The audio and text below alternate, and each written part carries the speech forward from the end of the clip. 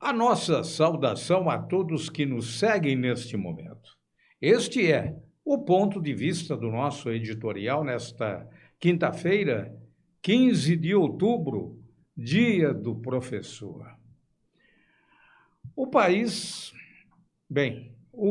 segue indignado com a soltura de André Oliveira Macedo, mais conhecido por André do Rap, que se antes era apenas um traficante, se transformou numa celebridade após a decisão do ministro do STF, Marco Aurélio Mello, em aceitar o pedido de habeas corpus e colocar em liberdade um dos marginais mais procurados em todo o mundo.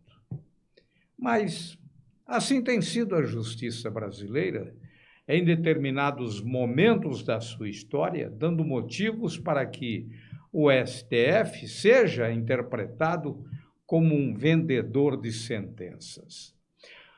No caso deste André, é evidente que Marco Aurélio pouco se importou com a segurança da sociedade e não imaginou as consequências desta liberdade.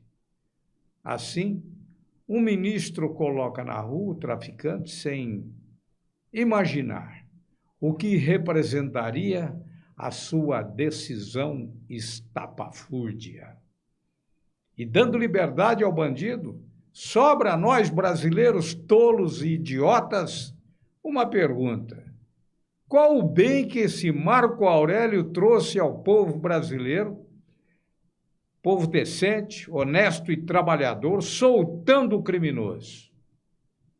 Além disso, o ministro cria um jogo de empurra a respeito de quem seria a responsabilidade direta e indireta pela libertação deste líder do PCC e também pela aprovação da lei que permitiu que isso ocorresse e favorecesse ao marginal.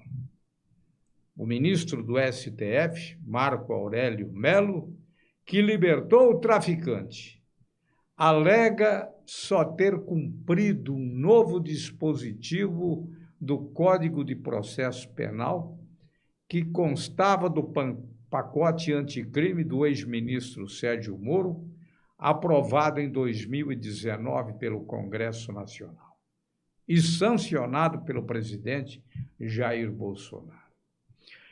O ex-juiz da Lava Jato explicou que foi o Legislativo que incluiu essa mudança em sua proposta original. Já o presidente da Câmara, Rodrigo Maia, culpou o Ministério Público que, segundo ele, poderia ter evitado a soltura se tivesse recorrido à Justiça. O Ministério Público, por sua vez, disse que essa atribuição cabia à própria Justiça. Ora, esse é o tal de empurra aqui, empurra lá e não se leva para lugar nenhum e acaba beneficiando bandidos. Mas o que diz o artigo da lei que beneficiou o traficante?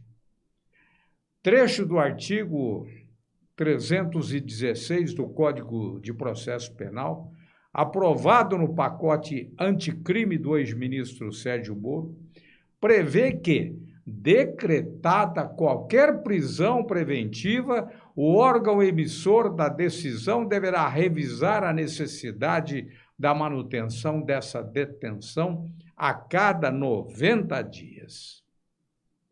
E que, caso isso não ocorra, a prisão, então, poderá ser considerada ilegal. Então, gente, foi com base nesse trecho da lei que a defesa do tal de André entrou no STF com o pedido de soltura do seu cliente. Os advogados do traficante argumentaram que o prazo da prisão preventiva dele já havia se esgotado sem revogação ou sem renovação do pedido de encarceramento. Marco Aurélio Mello concordou com o argumento da defesa, que se baseava na nova redação do artigo 316. Mas, se não houvesse a interferência política nisso, na inserção de um artigo no projeto anticrime do Sérgio Moro, é evidente que nada disso teria ocorrido, e o autor dessa proeza, sabe quem é? É o deputado Lafayette Andrada, do Republicanos, lá de Minas Gerais, relator deste pacote anticrime na Câmara.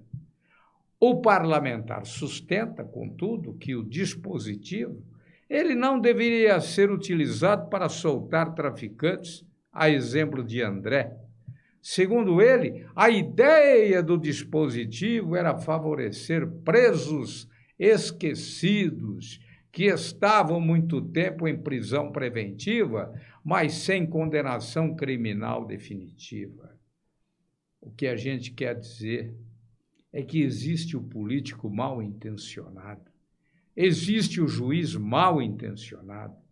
E, curiosamente, isso tudo aconteceu após o traficante ter oferecido 10 milhões de reais ao delegado que o prendeu e que não aceitou ser corrompido pela força e o poder do dinheiro.